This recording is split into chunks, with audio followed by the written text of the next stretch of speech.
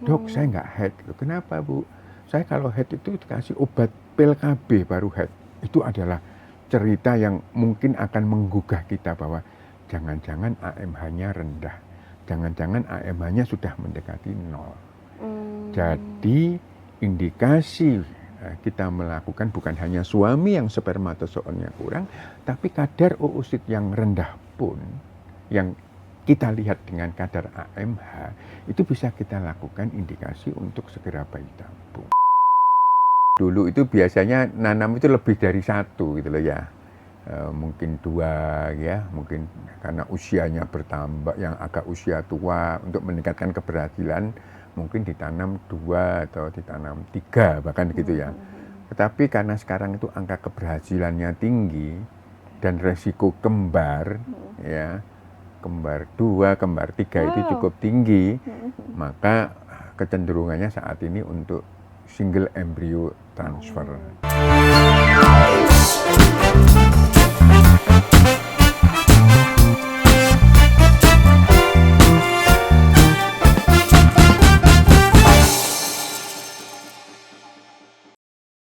Assalamualaikum, halo Tribuners, semoga sehat selalu dimanapun berada. Kembali lagi bersama saya Nur Ika Anissa. Dan kali ini di podcast Healthy Vibe bareng Tribun Jatim Network, kita akan membahas tentang IVF atau program bayi tabung. Nah, saat ini di studio saya tidak hanya sendiri, tapi sudah ada Prof. Budi Santosa. Beliau adalah guru besar Fakultas Kedokteran Universitas Airlangga sekaligus praktisi IVF. Nah, kita akan sapa dulu Profesor Budi Santosa atau Prof. Bus. Sehat, Prof. Bus? Alhamdulillah. Baik, Prof. Kita bertemu lagi ya. Iya benar, Prof. Bus. Terima kasih banyak loh, Prof. Bus, atas waktunya. Di sela kesibukan beliau hadir untuk memberikan kita sharing-sharing ilmu ini nanti, Prof. Iya. Prof, kita akan membahas soal program bayi tabung ya, Prof ya, IVF ya, Prof ya. Nah, mungkin masyarakat juga ada yang mengenal program bayi tabung, ada juga yang mungkin masih bertanya-tanya seperti apa sih program bayi tabung, apalagi istilahnya bayi tabung ya, Prof ya. Nah, mungkin bisa dijelaskan, Prof, bayi tabung itu seperti apa, Prof?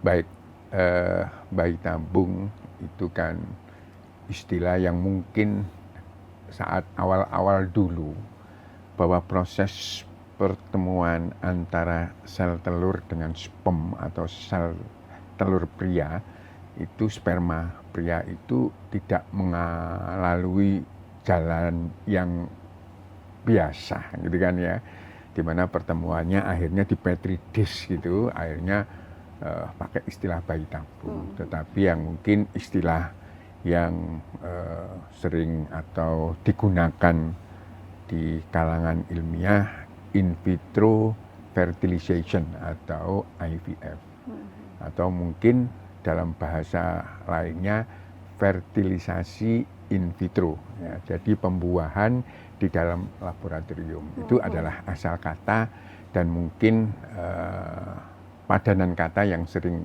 digunakan di masyarakat maupun di dunia ilmiah ya itu. Nah, kenapa bayi tabung atau IVF ini harus dijalani? Karena memang pembuahan tidak memungkinkan bisa terjadi secara alamiah ya. Dimana kalau pembuahan secara alamiah, begitu spermatozoon diejakulasikan di daerah ujung dari vagina begitu, karena melalui hubungan suami istri, maka spermatozoon atau secara keseluruhan air maninya atau spermnya atau spermanya itu sebagian masuk ke dalam rongga abdomen. Jadi bukan hanya di rongga rahim, bukan. Karena rongga rahim nanti di ujung kiri kanannya itu ada tuba fallopiae, saluran telur, yang mana oosit atau sel telur dari seorang istri itu menunggu di ujung dari tuba fallopiae.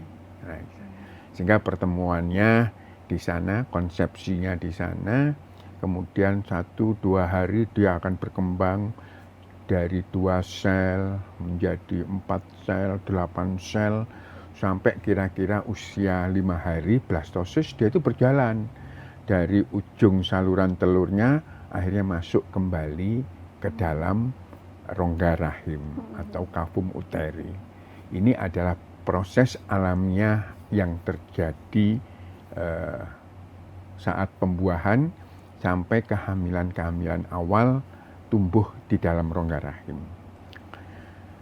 Kenapa bayi tabung ini harus dilakukan? Ya mungkin karena tuba fallopinya buntu.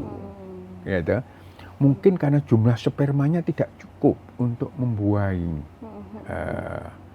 oositnya. Jumlahnya ekstrim oligo gitu ya.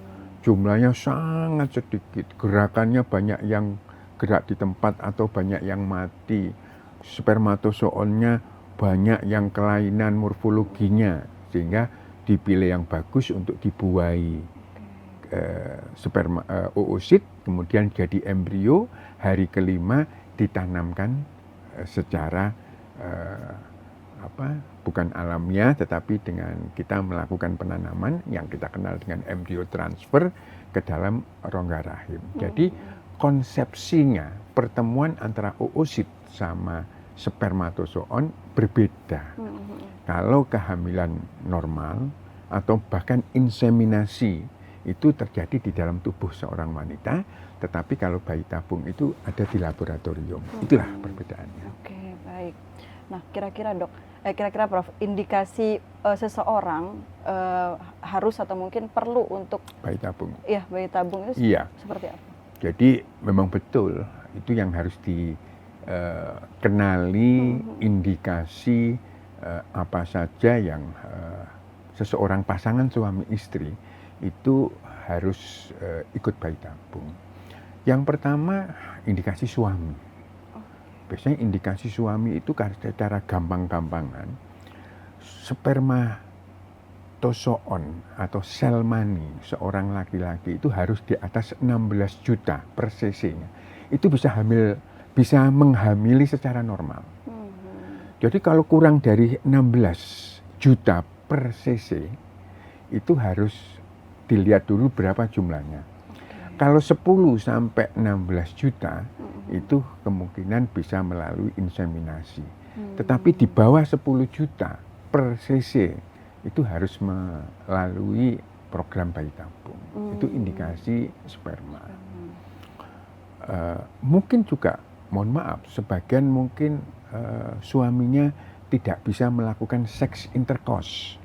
Ya, mungkin karena kelainan tertentu harus tidak bisa ereksi, ya, akhirnya diindikasikan untuk ikut bayi tabung. Atau mungkin ada penyakit-penyakit tertentu yang mana seseorang harus menjalani kemo, gitu, menjalani radiasi, penyakit kanker, maka di spermatozoonnya atau air maninya disimpan dulu, di banking dulu, di freezing dulu, disimpan, nanti harus dicairkan, kemudian pembuahan. Itu ya, itu indikasi suami. Indikasi istri, mungkin karena tuba fallopinya buntu. Kalau tuba fallopinya buntu, kan tidak bisa terjadi pembuahan, karena sebagai jalan spermatozoon, kemudian setelah jadi embrio sebagai jalan kembali untuk masuk ke dalam rahim. Itu yang paling sering tuba fallopi. Yang kedua, mungkin karena cadangan sel telur si istri sudah berkurang, ya. Kemudian ada penyakit-penyakit tertentu, endometriosis, ya. Mungkin juga PCOS setelah menjalani proses-proses tertentu masih mengalami kegagalan, bisa akhirnya dipilihkan bayi tabung. Jadi harus ada indikasi yang jelas. Selama tidak ada indikasi baik suami maupun istri dan memungkinkan untuk hamil secara normal, saya pikir kenapa harus IVF, kan begitu. Ya. Harus ada indikasinya. Benar-benar. Dok, tadi sempat menyinggung terkait cadangan sel telur. Nah, itu mungkin terkait dengan usia juga. Usia. Nah, pripun Prof untuk ininya. Sekarang kan mungkin banyak juga nih perempuan yang nanti dulu seperti itu. Nah, mungkin bisa dijelaskan juga, Pak. Itu yang kesalahan fatal. Kalau seorang wanita dengan bertambahnya usia akan habis sel telurnya saat menopause. Itu diukur dari kadar anti Mullerian hormone (AMH). AMH secara normal itu di atas 1,2. Tetapi dia itu akan turun terus, nanti pada angka 0 itu kalau dia itu sudah menopause. Tetapi jangankan saat menopause yang katakan 48, 49 atau 50 usia dari wanita itu, kadang-kadang 40 tahun pun sudah rendah. Apa pengaruhnya? Karena proses penghancuran cadangan sel telur itu secara bertahap. Begitu seorang wanita lahir, itu kira-kira ada 4-5 juta cadangan sel telur. Tapi begitu memasuki usia akil balik, itu tinggal 300.000 sampai 400.000. Jadi belum menstruasi pun dia itu sudah berkurang. Ya, berkurang. Nah, pada waktu proses menstruasi itu sebenarnya bukan satu oosit yang keluar. Tapi calonnya itu yang akan jadi satu oosit itu mungkin 20 sampai 40. Sehingga umur 12 tahun sampai 50 tahun, dia itu kalau 1 bulan habis 20 sampai 40 tahun, maka bisa kita hitung habis umur 50 tahun. Mungkin juga lebih. Itu keadaan yang fisiologis, keadaan yang normal. Tapi pada keadaan tertentu, kelainan imunologis, mungkin penyakit autoimun, seorang wanita umur 32 tahun, ada loh yang AMH-nya 0,0 sekian. Dok, saya nggak head. Kenapa, Bu? Saya kalau head itu dikasih obat pil KB baru head. Itu adalah cerita yang mungkin akan menggugah kita bahwa jangan-jangan AMH-nya rendah. Jangan-jangan AMH-nya sudah mendekati 0. Jadi indikasi kita melakukan bukan hanya suami yang spermatozoonnya kurang, tapi kadar oosit yang rendah pun, yang kita lihat dengan kadar AMH, itu bisa kita lakukan indikasi untuk segera bayi tabung. Baik, ya. Kalau untuk memulai mungkin tesnya seperti apa, atau mungkin pemahaman-pemahaman yang... Iya, jadi tadi kembali dulu bahwa saya mau ngejar karir dulu, itu salah. Karena usia wanita itu begitu 35 tahun, jumlah oositnya sudah turun banyak, kualitas oositnya itu juga turun. Sehingga kalau hamil, resiko kelainan kongenitalnya, kecacatannya meningkat, tidak selalu loh ya. Saya umur 38 tahun hamil kok gak apa-apa? Iya, enggak apa-apa. Tetapi meningkat, angka kelainan kongenitalnya meningkat, angka abortusnya meningkat. Kegagalan kehamilannya itu meningkat. Sehingga maka mau hamil pun agak susah. Makanya jangan menunda untuk hamil. Sesegera mungkin begitu menikah, hamil dulu, setelah itu ikut KB, monggo. Karir, monggo setelah itu. Ya sebisanya kalau dua-duanya bisa berjalan dengan baik ya itu. Tapi memang ada aturan dari beberapa perusahaan, nggak boleh hamil dulu 1 tahun, 2 tahun, oke lah itu menjadi bahan pertimbangan. Tapi menunda dalam sekian lama untuk tidak hamil sebaiknya dipertimbangkan. Nah, seorang pasangan suami istri sebaiknya begitu 1 tahun menikah dengan melakukan hubungan suami istri yang normal. Normal ya, normal itu begini. 1 minggu hubungannya 2 kali, 3 kali dalam 1 minggu, itu normal. Dok, saya sudah menikah 2 tahun, tetapi saya itu LDR-an.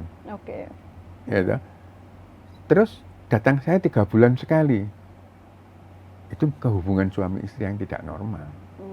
Jadi saya seringkali, kenapa sih tidak mesti harus satu rumah? Kenapa sih harus pisah kota? Ini istri saya kerjanya di sini, di bank ini emang dok. Gajinya tinggi, saya ngejar karir saya harus di sini. Ya nggak apa-apa kalau tahu resikonya, kan.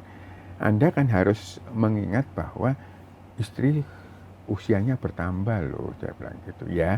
Itu jadi kalau pasangan suami istri sudah melakukan hubungan suami istri secara normal dan belum hamil, itulah saat kita melakukan eksplorasi. Siapa tahu tiba-tiba suaminya azoospermia. Gitu. Tapi itu bisa dengan bayi tabung, gitu toh. Azoospermi. Nah, kalau azoospermi dilihat, ini pabriknya yang tidak memproduksi atau produksinya ada tapi saluran telurnya yang buntu, vas deferensnya. Itu berbeda terkait dengan prognosisnya. Kalau pabriknya bagus, produksinya ada, tetapi vas deferensnya buntu, itu bagus. Tahunya bagaimana? Diperiksa saja FSH, follicle stimulating hormone, pada laki-laki ini. Kalau AMH-nya tinggi di atas 10, katakan 20, 30 begitu, ini prognosisnya jelek. Karena pabriknya yang tidak mampu memproduksi. Tetapi kalau FSH-nya bagus, berarti produksinya bagus, tapi spermatozoonnya kok nggak ada, karena vas deferensnya buntu, sehingga spermatozoonnya tidak keluar. Loh, yang keluar itu apa? Air mani. Air mani itu komponennya ada pembawanya, zat pembawanya, sama spermatozoonnya, sama sel maninya. Jadi yang keluar itu adalah air maninya secara umum, tetapi spermatozoonnya tidak ada. Itu yang disebut dengan azoospermi. Tapi tidak usah khawatir. Bayi tabung, pengalaman saya, karena azoospermi, angka keberhasilannya cukup tinggi. Wah. Angka keberhasilannya cukup tinggi. Dari mana? Nanti diambilkan. Di testisnya itu diaspirasi, disedot gitu, nanti akan keluar spermatid, calon spermatozoon, itu nanti yang akan membuahi sel telur seorang istri. Oke. Itu adalah sebaiknya begitu pasangan suami istri sudah menikah 1 tahun, melakukan hubungan suami istri harus melakukan pemeriksaan. Siapa yang diperiksa? Pasangan, suami dan istri. Karena di masyarakat kan selalu ditunjukkan, kamu periksa. Mesti yang disalahkan pihak istri, belum tentu. 60% karena faktor istri, 40% karena faktor suami. Ini yang harus dipetani. Yang paling awal itu adalah periksa suami. Kalau suami ternyata normal atau kurang-kurang sedikit gitu, oke lah, istri yang harus dijalani. Dilihat saluran telurnya, tuba fallopinya, dilihat ovariumnya, apakah ovulasinya ada, apakah ovulasinya teratur, dilihat adakah penyakit-penyakit dasar tertentu seperti endometriosis, seperti PCOS, dan lain-lain. Dilihat apakah ada polip. Oh, ada polip, ya diambil polipnya, insya Allah hamil. Gitu. Oh, ternyata ada miomnya yang mengganggu proses implantasi, ya diambil, ya insya Allah cepat hamil. Jadi justru semakin cepat kita melakukan pemeriksaan, semakin cepat tahu apa yang bisa dikoreksi. Ini yang kadang-kadang pasangan suami istri, aku takut periksa, nanti ketahuan siapa yang abnormal. Enggak. Harus segera melakukan pemeriksaan agar supaya pasangan suami istri tersebut tahu siapa yang harus dilakukan perbaikan. Bisa karena faktor suami, bisa karena faktor istri, bisa karena keduanya. Ya, suami harus diperbaiki, istri juga harus diperbaiki. Baik. Wah, itu tadi soal IVF dengan infertilitas ya, Dok, ya. Nah, mungkin ada juga keinginan IVF tapi bukan karena gangguan kesuburan seperti itu, Dok. Mungkin trennya sekarang yang pernah saya dengar kayak misal orang pengen lahir di sio-sio tertentu seperti itu, atau mungkin seperti apa, Dok? Atau mungkin ya, kelamin, pengen indikasi bayi. Sosial ya. Indikasi sosial. Jadi bukan indikasi medis ya. Prof. Ya, bayi tabung itu kan tidak murah ya. Ya, tidak murah kan. Benar, dan angka keberhasilannya kan juga tidak 100%. Oke. Ya. Ini yang mungkin kita akan mempertimbangkan lah ya, mempertimbangkan. Tapi secara etika di dalam bidang bayi tabung itu masih belum memasukkan indikasi sosial itu sebagai indikasi untuk bayi tabung, untuk pelaksanaan bayi tabung ya. Itu kalau toh memang harus sio-sio tertentu ya mungkin masih bisa disiasati dengan cara-cara tertentu yang bukan IVF.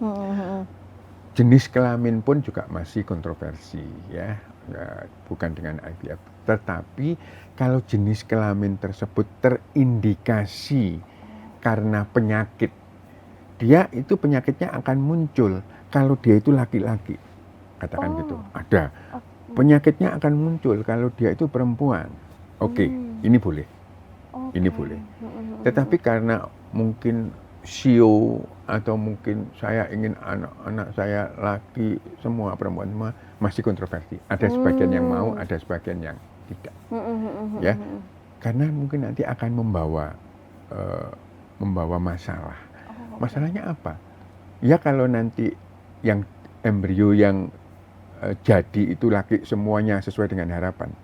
Kalau yang ternyata embrionya laki perempuan, yang perempuan nggak dimasukkan nanti. Nah itu yang berkaitan dengan etika. Kecuali kalau saat mau menginjeksikan spermatozoonnya sudah tahu jelas bahwa oh ini kromosomnya kromosom X, kromosom Y. Nah itu pun juga secara teknologi mungkin saat-saat ini masih memungkinkan. Jadi sebelum jadi embrio itu yang dimasukkan. Itu mungkin masih bisa diterima. Tetapi tetap bahwa bayi tabung ini kan mahal ya pada sebagian orang, kemudian juga berkaitan dengan masalah etika-etika yang tentu harus tetap ditegakkan. Yang ketiga tentu angka keberhasilannya kan WHO menetapkan 50%. Ya, semakin tua usia angka keberhasilannya pun juga semakin turun. Jadi harus kita kenali indikasi apa yang harus dengan bayi tabung sehingga kita bisa melakukan bayi tabung tersebut lebih cepat pada usia yang lebih muda, angka keberhasilannya juga lebih baik. Dan umumnya kalau usianya lebih muda, biayanya juga lebih murah karena berkaitan dengan obat-obat yang disuntikkan. Oke, Dok, kalau untuk secara tantangan emosional mungkin seperti itu, Dok. Kan kita tahu proses memiliki buah hati ini kan berliku-liku lah gitu, Dok. Mungkin pripun, Dok, pengalaman profesor maupun ini. Saya selalu menasihati pasien-pasien saya kompak ya, saling mendukung ya, karena proses bayi tabung ini panjang, menyakitkan ya karena disuntik kan, disuntik ya, walaupun nggak sakit-sakit sekali lah disuntik, harus evaluasi, harus penanaman, harus dilakukan ovum pick up, itu kan memerlukan waktu, memerlukan pembiayaan ya. Dan lain-lain. Jadi harus saling mendukung ya. Prinsip kalau bisa nggak usah saling menyalahkan, tapi mendukung, kompak. Ini merupakan sebuah ikhtiar bersama, gagal dan berhasil diserahkan kepada Yang Maha Kuasa. Pada pasangan-pasangan yang kompak, saling mendukung, itu angka keberhasilannya menurut pengamatan saya cukup tinggi. Tapi karena mungkin pasangan-pasangan yang ya mungkin kurang kompak, saling menyalahkan, kadang-kadang gelisah gitu ya, itu kadang-kadang itu ya ini pengamatan saya aja loh ya, belum ada penelitian yang ilmiah gitu kok, rasa-rasanya lebih banyak yang berhasil yang mereka itu kompak, saling mendukung, mensupport gitu. Jadi memang harus itu secara kejiwaan, secara sistem hormonalnya itu akan lebih teratur. Ya kita mengetahui hormon stres kan ada ya, itu lebih tinggi nanti bisa mengacaukan nanti berkaitan dengan kualitas sel telurnya, kualitas spermanya. Jadi ya berserah diri, berdoa kepada Tuhan itu akan lebih mendukung keberhasilan kehamilannya. Selain secara emosional, Dok, mungkin yang perlu diperhatikan ketika baru memulai IVF seperti apa, Prof? Ya tentu ya saya senang sekali malah pas-pasan saya suruhkan untuk membaca. Membaca. Bagaimana buku bayi tabung, bagaimana proses bayi tabung. Nanti ada diskusi-diskusi yang mana prosesnya itu sehingga saat-saat menjalani bayi tabung itu bisa dilakukan dengan pemahaman yang sama. Nanti kalau kurang ada yang belum paham saya jelaskan. Nah itu akan lebih baik ya. Jadi membekali dengan bagaimana proses bayi tabung itu dijalankan, resiko-resiko apa yang ada, keluhan-keluhan apa yang muncul dan lain-lain itu selalu saya sampaikan, saling mendukung, berdoa dan sebagainya. Karena proses bayi tabung ini kan ada 5 sampai 6 proses kan ya. Pertama kan seleksi kan dulu ya. Kita periksa hormonnya, kita periksa suami istri, hormonnya kita periksakan, kita tahu ada kelainan apa. Oh ya, setelah itu kita melakukan satu penentuan dosis yang harus kita injeksikan kepada si istri. Ya, injeksinya itu umumnya sekitar 9 hari, dari hari ke-3 sampai hari ke-11 ya. Ya, itu adalah proses penyuntikan, yaitu yang kita suntik adalah hormon yang golongan dari gonadotropin ya, FSH ya, yang digunakan untuk membesarkan sel telur istri. Itu tahap kedua. Tahap ketiga adalah panen sel telurnya yang kita sebut dengan ovum pick up. Ada beberapa metode, ada yang dibius, nggak ada yang dibius, tapi saya pribadi supaya tenang pasien saya bius gitu ya, oleh dokter anestesi. Dari nanti dengan memakai USG, dengan guidance USG ada jarum yang masuk di setiap folikelnya ya. Dari folikel itu nanti akan ditemukan oosit gitu ya. Ditemukan oosit berarti sudah tahap ketiga ya. Nah, pada saat pengambilan sel telur tadi, oosit tadi yang disebut dengan ovum pick up tadi, suami masturbasi. Kalau jumlah spermatozoonnya cukup. Kalau sangat kurang, nanti ada dokter urologi yang mengambil spermatidnya itu. Nggak usah dibius, mungkin bius lokal, tinggal diaspirasi gitu ya. Kemudian hari itu juga hari ke-14 gitu biasanya. Hari ke-11 kan terakhir suntik, hari ke-12 evaluasi, malamnya itu disuntik dengan pematangan sel telur ya. Pematangan sel telur, kemudian hari ke-14 36 jam kemudian dipanen. Itu ovum pick up, sperma dikeluarkan, dipertemukan. Nanti hari per hari di laboratorium dinilai bagaimana proses perkembangannya. Umumnya hari ke-5 saat blastosis itu yang kita tanam. Ya, penanamannya pun juga bisa kita langsung lakukan pada hari ke-5 usia janin ya. Terus kemudian kita bisa sisanya disimpan atau semuanya disimpan dulu juga bisa. Nanti dilakukan penanaman dari freezing embryo transfer atau yang disebut dengan FIT. Baru 10 hari kemudian kita lakukan pengumumannya hamil atau tidak melalui hormon. Gitu. Kira-kira tahapannya itu. Selama menunggu itu dok, Prof, mungkin apakah ada bukan pantangan istilahnya yang perlu diperhatikan lah untuk kesehatan ini? Ya, selama sudah menjalani proses ini sesuai dengan instruksinya dokter ya saya kira aman-aman saja. Menjalani itu ya dengan usaha, dengan doa, berserah diri kepada Tuhan ya. Suasana itu yang harus ini saling mendukung lah. Suami, istri, keluarga, bapak ibu mertua semuanya mensupport. Ayo kita doa bersama-sama, makanan yang bergizi, kemudian juga olahraga ringan saja lah, jalan pagi gitu boleh. Oke. Artinya tidak ada pantangan-pantangan khusus gitu? Tidak ada. Ya Prof ya, baik. Oke Prof, untuk saat ini Prof, berapa Prof kira-kira untuk jumlah embrio yang berhasil ditanam? Ya, dulu itu biasanya nanam itu lebih dari 1 gitu loh ya.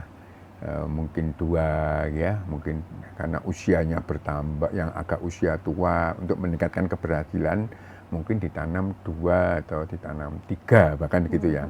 Tetapi karena sekarang itu angka keberhasilannya tinggi dan resiko kembar ya, kembar 2, kembar 3 itu cukup tinggi, maka kecenderungannya saat ini untuk single embryo transfer, SET ya, single embryo transfer.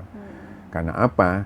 Ya mungkin kalau dari satu sisi orang hamil kembar 2, kembar 3 itu kan seneng ya, Tetapi resiko kegugurannya juga tinggi ya, resiko lahir prematur juga tinggi. Kalau lahir prematur kan berarti nanti harus diinkubator, biayanya kan juga tinggi, morbiditasnya juga meningkat ya. Jadi kalau sekarang memang dengan keberhasilan yang bayi tabung yang sudah cukup tinggi, kecenderungannya adalah single embryo transfer. Saya dulu banyak kembar tiga banyak, tapi sekarang ya karena ada tren untuk menghindari hal tersebut ya, maka sekarang kecenderungannya satu atau single embryo transfer. Tetapi kalau usia-usia yang sudah agak lanjut, kita bisa 2 embrio dengan pertimbangan untuk meningkatkan angka keberhasilan. Mungkin ada pesan Prof untuk para pasangan di luar sana atau mungkin Tribunus yang ingin mempersiapkan atau menimang-nimang nih sepertinya perlu IVF atau seperti apa? Baik. Jadi ada satu hal yang ingin saya sampaikan, bahwa yang paling penting itu adalah keterbukaan antara suami dan istri, sehingga kita bisa melakukan pemeriksaan lebih awal. Kita mengetahui kelainan-kelainan apa pada pihak istri dan suami, baru setelah itu kita akan mengetahui apakah perlu program kehamilan atau tidak. Kalau perlu program kehamilan yang mana? Itu kan ada tahapannya. Biasanya mungkin hanya dikasih stimulasi ovulasi, dijadwal senggama, mungkin karena usia pernikahannya masih muda, usia pasangannya juga masih muda, itu bisa kita lakukan ya. Setelah nggak ada indikasi apa-apa, tapi kok belum hamil, ya kita bisa menginjak ke inseminasi. Mungkin karena inseminasi sudah gagal, ya kita bayi tabung. Jadi bayi tabung ini merupakan usaha terakhir dari semua rangkaian yang ada. Selama itu bisa dikerjakan pada usia yang lebih muda, sejauh yang saya ketahui angka keberhasilannya cukup tinggi. Baik, terima kasih banyak Prof. Sama-sama, atas waktunya, baik Kak, atas ketemu lagi ya. Siap, Mudah-mudahan Prof. bermanfaat. Amin, amin, amin. Ya tentu mengikhtiarkan keturunan adalah perjalanan yang berbeda-beda setiap pasangan, dan semoga semua pejuang garis 2 mendapatkan keberhasilan dan kemudahan untuk mendapatkan momongan impian. Oke Tribuners, terima kasih dan see you next episode. Dadah, Assalamualaikum.